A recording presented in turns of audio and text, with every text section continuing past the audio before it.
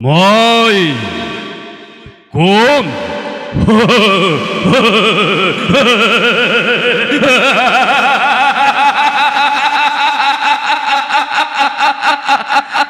মই ৰক্ত পিপাসু কৃষ্ণ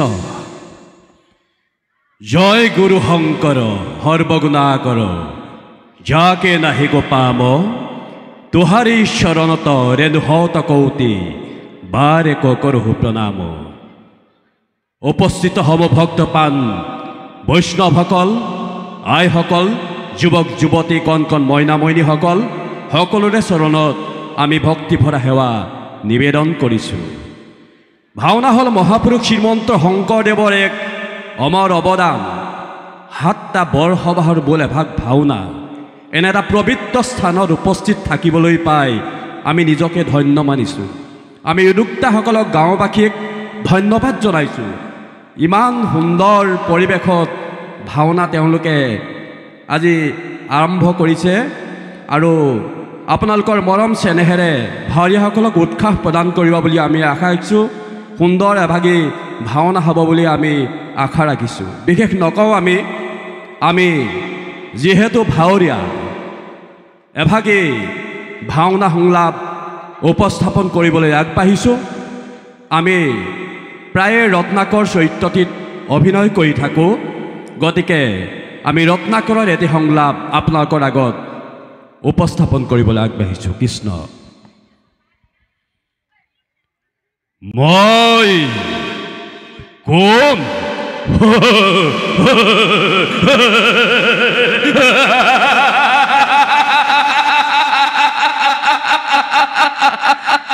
মই ৰক্ত পিপাসু দস্যু ৰত্নাকৰ নৰ হত্যা ব্ৰহ্ম হত্যা শিশু হত্যা নাৰী হত্যা মোৰ জীৱনৰ ব্ৰত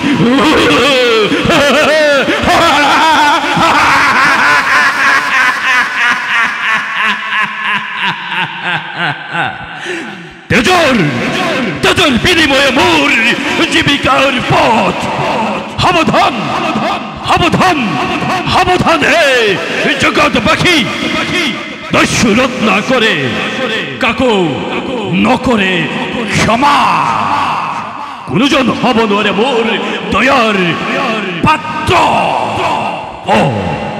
চাওঁতে চাওঁতে চাওঁতে চাওঁতে পূবৰে দিবাকৰ আহি মোৰ শিৰৰ ওপৰ পালেহি। এই পৰ্যন্ত কোনো জন্মৰ নপৰেল চিকাৰ। সকলোৱে ভাবে যে কোন পথেৰে গ'লে এই দস্যু ৰত্নাকৰৰ হাতৰ পৰা মুক্তি পাম। নাই নাই, এই পথত থাকিলে মোৰ মনৰ কামনা নহ'ব পূৰণ। গতিকে গতিকে পশ্চিমৰ পথত গৈ মই কৰোগৈ অপেক্ষা।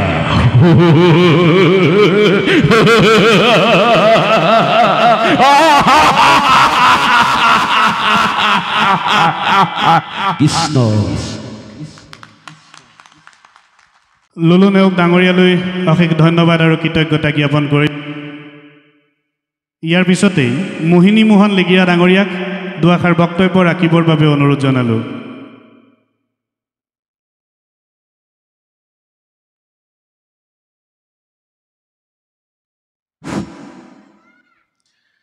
হালধিবাৰী যুৱ সমাজৰ উদ্যোগত আয়োজিত 32 সংখ্যক যি ভাওনা আজি আপোনালোকে উদযাপন কৰিবলৈ লৈছে, এই অনুষ্ঠানত উপস্থিত সমূহ ভক্তপ্ৰাণ ৰাইজ, আই মাতৃ ভাতৃ ভগ্নী সকলোলৈ আন্তৰিক শ্ৰদ্ধা জ্ঞাপন কৰিছোঁ।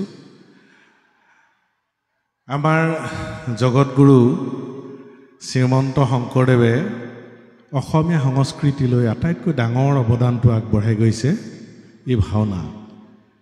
অসমীয়া সংস্কৃতিৰ অন্যতম এটা উপাদান এই ভাওনা।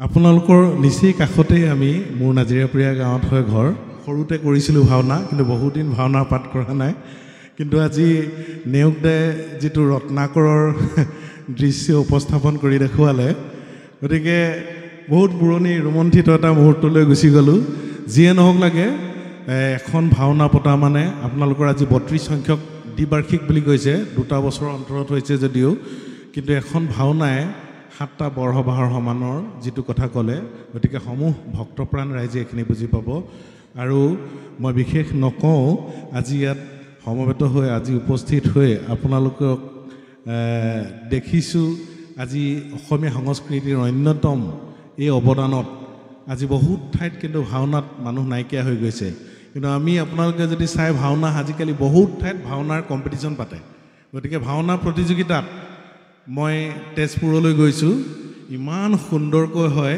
এক সপ্তাহ ভাওনাৰ যেতিয়া প্ৰতিযোগিতা হয় নহয় তাত প্ৰতিখন ভাওনা চাবলগীয়া হয় গতিকে সেই অনুষ্ঠানবিলাকে আমাৰ সংস্কৃতি আমাৰ অসমীয়া সংস্কৃতিৰ যিটো উপাদান শংকৰদেৱে দি গৈছে তাক বিশ্ব দৰবাৰলৈ যাতে আমি লৈ যাব পাৰোঁ তাৰেই সকলোৰে কামনা কৰি মই মোৰ এই চমু বক্তব্য আজিৰ অনুষ্ঠানত আপোনালোকলৈ ধন্যবাদ জ্ঞাপন কৰি সামৰণি মাৰিছোঁ ধন্যবাদ